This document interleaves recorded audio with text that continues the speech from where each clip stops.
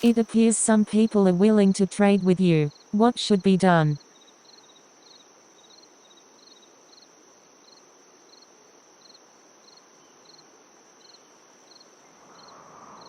It appears some people are willing to trade with you. Who would you like to trade with? I'm looking to trade. Buck offers 4 toolboxes. Who should haggle for a better deal?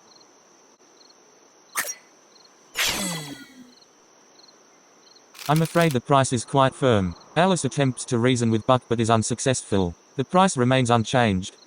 I'm looking to trade. Buck offers 4 toolboxes.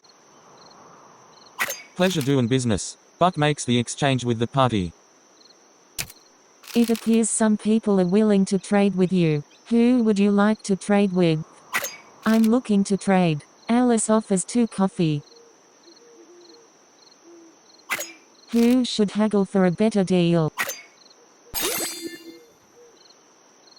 Stop it, sir. You're making... I'm looking to trade. Alice offers 2 coffee. Pleasure doing business. Alice makes the exchange. It appears some people are willing to trade with you. Who would you like to trade with? I'm looking to trade. Martha offers 4 medicine. Who should haggle for a better deal? Stop it, sir. You're I'm looking to trade. Martha offers 4 medicine. Pleasure doing business. Martha makes the It appears some people are willing to trade with you. Who would you like to trade with? I'm looking to trade. James offers 68 flour. Who should haggle for a bet? Stop it, sir. You're making me blush. I'm looking to trade. James offers 68 flour. Pleasure doing business. It appears that there is no one willing to trade supply. A fur trader is looking to buy furs. What should be done?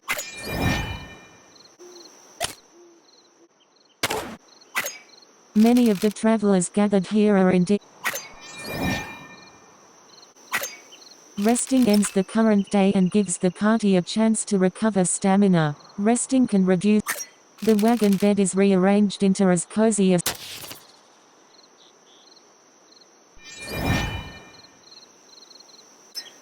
A fur trader is looking to buy furs. What should be done?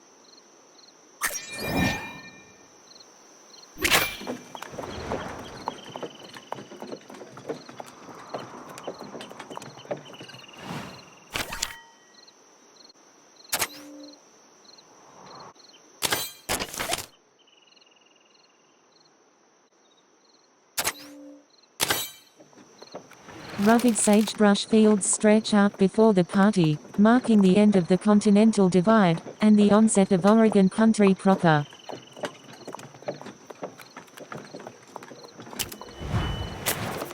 Jesse suddenly yells out, halting the forward march. Hey Rip, in my shirt. I will go no farther until someone fixes this indignity. Someone should probably fix Jesse's refined shirt so the party can continue. Who should fix the shirt? Alice deftly repairs Jesse's shirt while Jesse holds still. In a short time, the hole is gone and Jesse can continue on without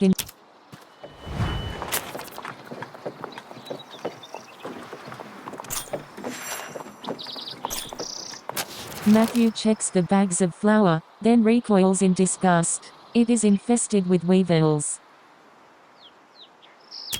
Should the flour be discarded, or should the party keep and eat it regardless? Matthew dumps the flour out on the trailside. At least the weevils will be well fed.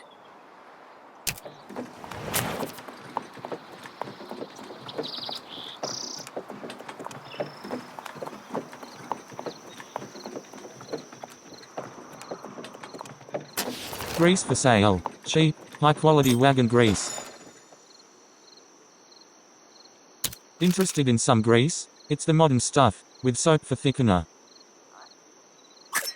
Who should haggle? Jesse, charming, dials up the charm. Interested in some grease? It's the modern stuff, with soap for thickener. The merchant happily takes the money and hands over a heavy bucket of grease.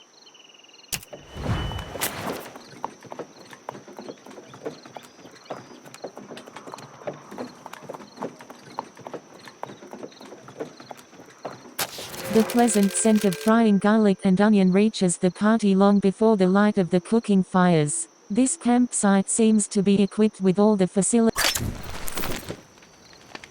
The party gathers around the campfire. Though trail cooking requires a specific skill set, talented wayfinders have an advantage due to their knowledge. Alice, brilliant, considers cooking to be more science than art, and sets about cooking an incredible banquet for the party. They eat it all voraciously, enjoying the meal and the brief rest.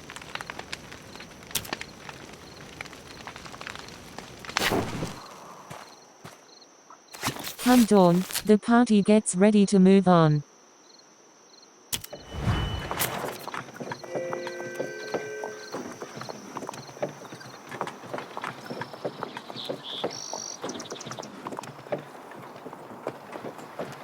A small mound of earth sits atop the path, flecks of trail dust strewn about it by the wind.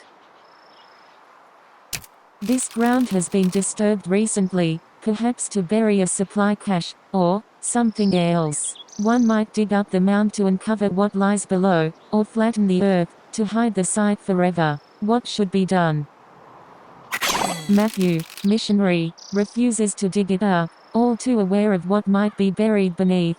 Instead, he takes some time to flatten the gravesite.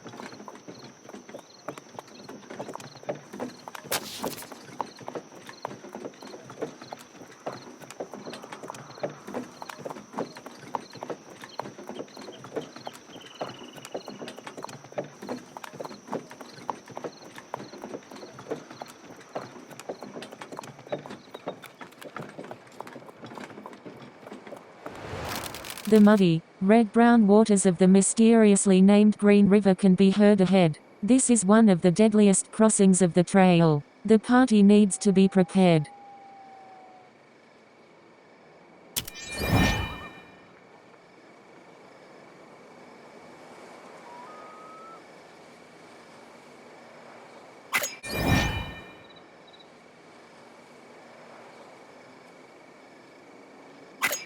The waters of the Green River rush past violently. Some travelers are taking the opportunity to wash their clothes, and others are preparing for the dangerous crossing. We must make the best preparations if we're to have any chance of crossing without incident. How should the party cross the river? So, it'll be $5 per person and head of oxen. Oh, and there is a bit of a wait. There is currently a 3-day wait to use the ferry. Who is the right person to negotiate the best deal? Best ferry operator in the West, you say? Well, that's mighty kind of you. Ferry operator blushes. Jesse's, charming, flattery pays off and the pair strike a deal. The ferry operator greatly reduces his price. So, it'll be $3 per person and head of oxen. Oh, and there is a bit of a wait. There is currently a 3-day wait to use the ferry.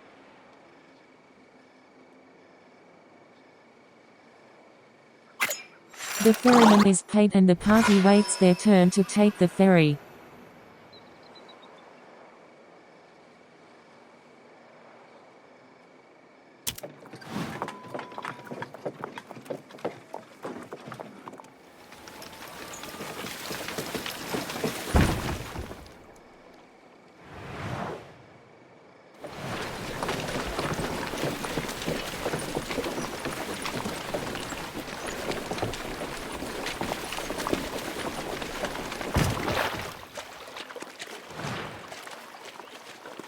The party alights from the ferry after a pleasant ride across the river.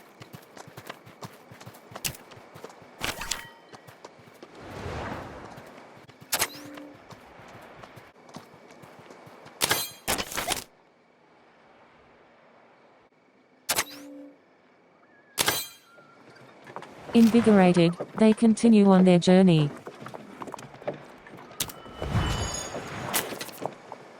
Tripping over a small bump in the rough ground, Jesse finds himself in the dust. A little sore, he picks himself up and keeps walking.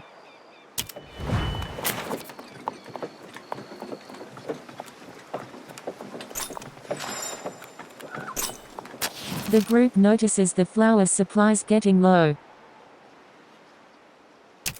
We should bake some hardtack.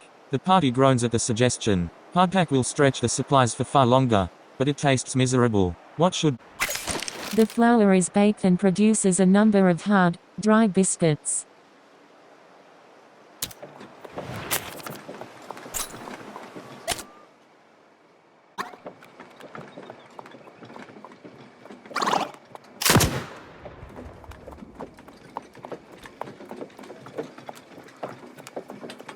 Unbelievably, Sydney can be seen ahead, once again nursing his foot. It seems he's had another near-fatal accident.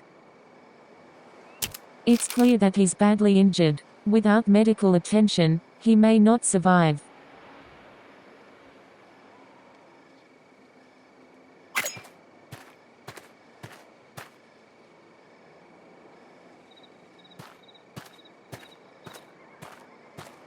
Ugh. Thank you again, travelers. I'm not sure how it happened again, but I think perhaps it's best I simply travel unarmed. Please, take my medallion for your help. Godspeed.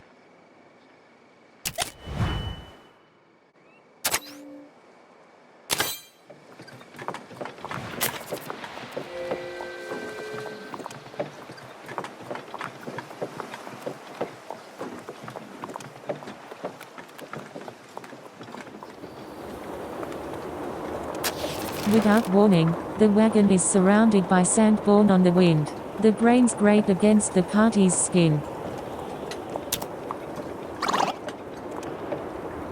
The sandstorm worsens, limiting vision and forcing the party to slow down. The party is coated in dust and sand. The air grows difficult to breathe. It tests the fortitude of all traveling through it.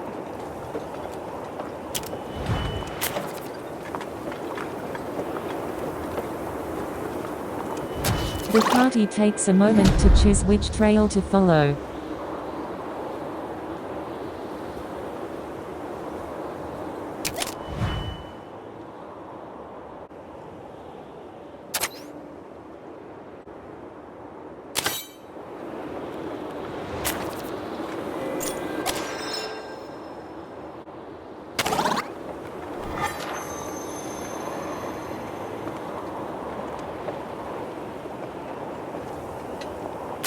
The wagon lurches to a stop with an almighty crack as the wheel strikes a rock sticking out of the dirt. The sudden movement of the wheel cresting the rock has cracked the wagon's front axle and damaged the wagon bed. The axle can still be used, if done carefully, but the party should consider repairing the damage before things get worse.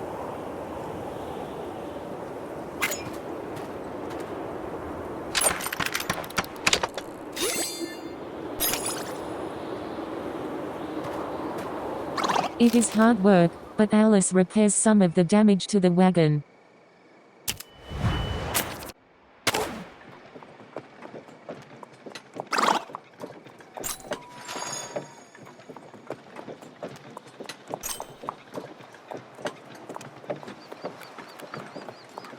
An old, wind-blown campsite lies silently in the dust. The previous owners have left equipment and firewood that could be salvaged to cook a health-restoring meal.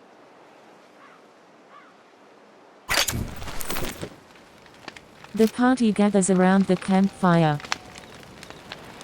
Though trail cooking requires a specific skill set, talented wayfinders have an advantage due to their knowledge of trail flora and fauna. Any chef will also inevitably bring a bit of their personality into a meal. Who should cook?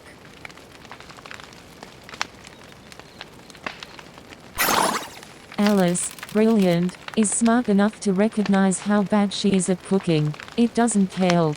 She produces an edible but an exciting meal. The party eats it and enjoys the nutrients, if not the flavor.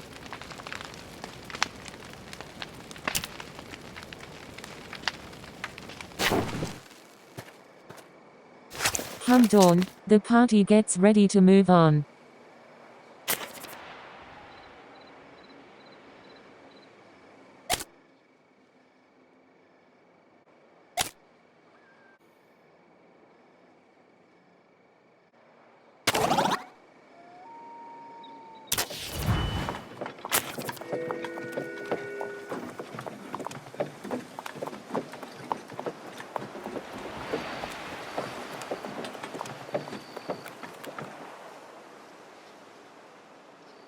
With a groan, Alice heaps up her meal. It is likely that some of the food was contaminated, and Alice is now suffering the full effects.